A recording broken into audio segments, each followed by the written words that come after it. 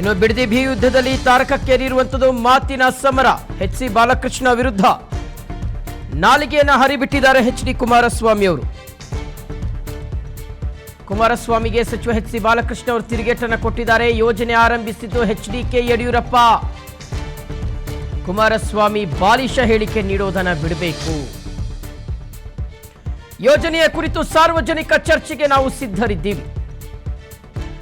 ಕುಮಾರಸ್ವಾಮಿ ಹೇಳಿಕೆಗೆ ಸಚಿವ ಎಚ್.ಸಿ. ಬಾಲಕೃಷ್ಣ ಕೌಂಟರ್ ಅನ್ನು ಕೊಟ್ಟಿದ್ದಾರೆ.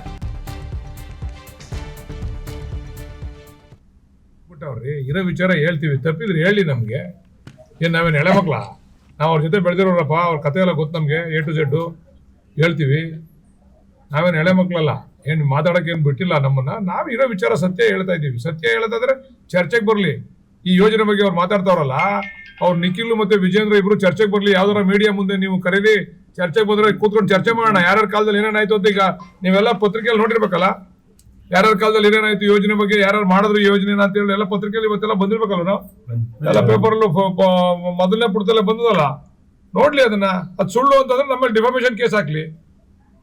ಸುಳ್ಳು ಅಂತಂದ್ರೆ ಅದು ನಮ್ಮಲ್ಲಿ ಡಿಫಾಮೇಷನ್ ಕೇಸ್ ಹಾಕ್ಲಿ ಬಿಡ್ರಿ. ಕಾಂಗ್ರೆಸ್ ಅವ್ರ ಮೇಲೆ ಸರ್ವನಾಶ ಆಗ್ಲಿ ಅಂತಂದ್ರೆ ಅವರೇ ಮಾಡಿರೋದು. ತಾಯಿ ನೋಡ್ಕೊಳ್ಳಿ ಚಾಮುಂಡಿ.